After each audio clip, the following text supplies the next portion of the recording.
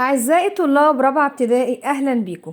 هندرس مع بعض خريطة مصر، وهي مقررة علينا في الترم الثاني زي الترم الأول، ولكن هندرس مع بعض محافظات جديدة على الخريطة. فياريت نركز مع بعض كويس، لأن ده أول سؤال بيجيلي في امتحان الدراسات الاجتماعية. لكن في البداية قبل ما نبتدي نفهم الخريطة لازم نعرف الاتجاهات الأربعة، لأن دي اللي هتسهل لي أي خريطة بعد كده. عندي 4 اتجاهات طبعا. فوق زي ما بصينا كده على الصورة شمال، فأعلى الخريطة دايما بيكون الشمال، ومن تحت بيكون الجنوب.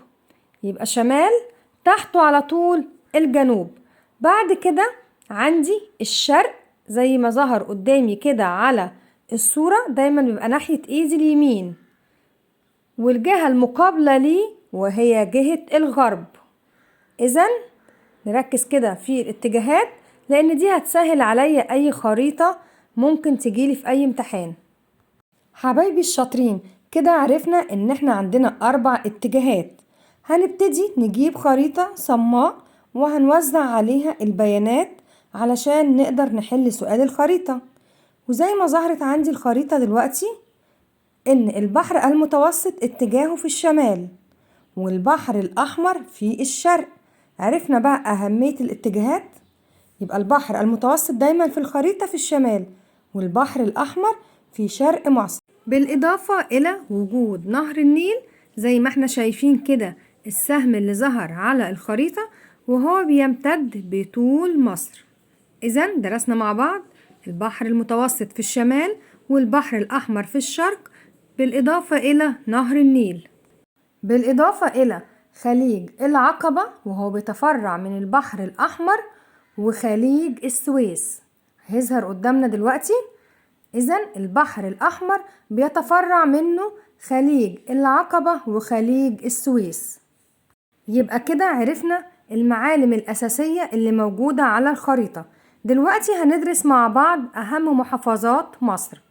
طبعا من أهم المحافظات اللي موجودة في مصر وهي محافظة القاهرة، زي ما ظهرت دلوقتي على الخريطة، ودي تعتبر أعلى المحافظات سكانا، وكمان فيها أهم المعالم السياحية زي برج القاهرة، وكمان محمية الغابة المتحجرة.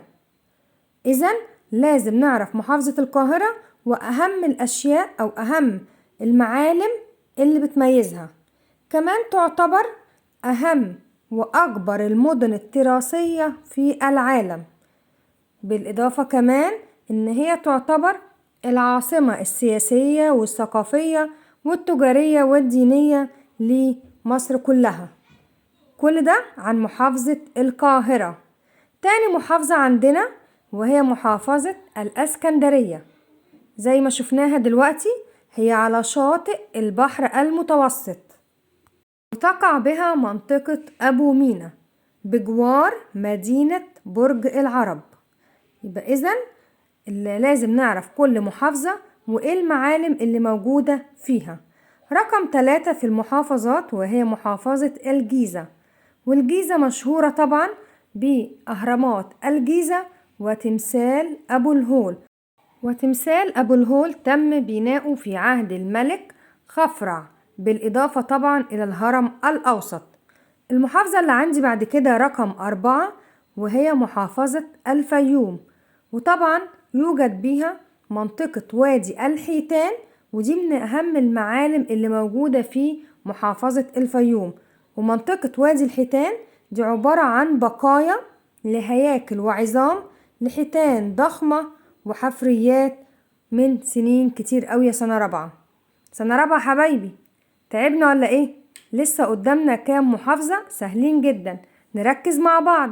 المحافظة اللي بعد كده وهي محافظة جنوب سيناء، واللي بتعتبر أقل المحافظات سكانا. أمال مين أعلى المحافظات؟ القاهرة. محافظة جنوب سيناء بها مدينة شرم الشيخ، وهي طبعا مدينة السلام. كمان تقع في محافظة جنوب سيناء محمية رأس محمد. علشان لو جاتلي على الخريطة أكون عارف فين مكانها بالظبط. بالإضافة إلى دير سانت كاترين.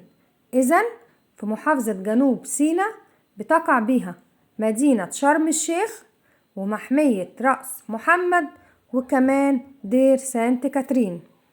بالإضافة إلى مدينة طابة وهي تقع عند رأس خليج العقبة زي ما احنا شفناها دلوقتي قدامنا، وبيقع بها قلعة صلاح الدين.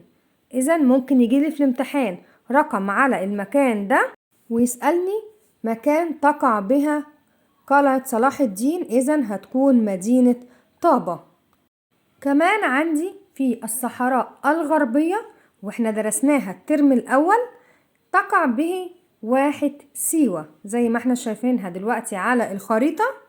وطبعا واحة سيوة تقع بمحافظة مطروح، وواحة سيوة تشتهر بإنتاج التمور والزيتون. التمور اللي هو البلح اللي احنا بناكله، ودايما في منتصف شهر أكتوبر يعني في نص شهر 10 تحتفل واحة سيوة بعيد السياحة أو عيد حصاد التمور والزيتون.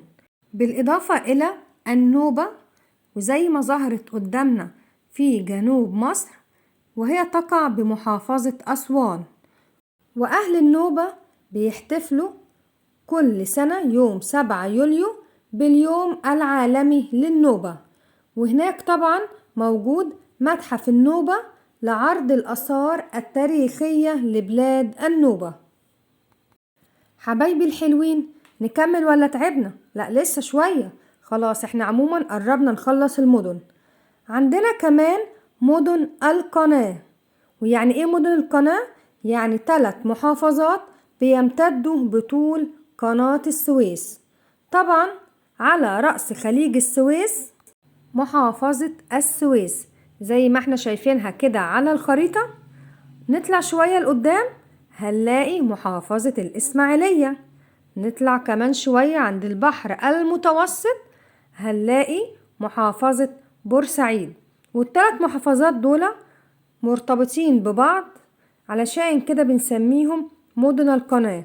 والأغاني هناك في هذه المحافظات مرتبطة بآلة موسيقية اسمها السمسمية، وكمان بيرقصوا رقصة شهيرة جدا اسمها رقصة البنبوتية.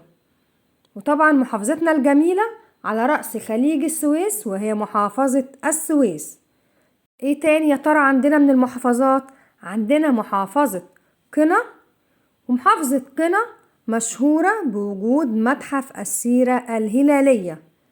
وعندنا محافظة المنيا ومشهورة بأنها أعلى المحافظات أمية، يعني فيها نسبة كتير جدا من السكان أو من أهلها لا يجيدوا القراءة والكتابة. طيب أما إيه المحافظة اللي الأمية فيها قليلة جدا؟ محافظة البحر الأحمر زي ما ظهرت دلوقتي على الخريطة. متهيألي كده احنا شرحنا كل المحافظات بكل المعالم السياحية اللي مشهورة بيها. طب هنعمل ايه دلوقتي؟ هنجيب خريطة صماء ونبتدي نوزع عليها المعالم اللي احنا أخدناها وأهم المحافظات اللي موجودة في مصر.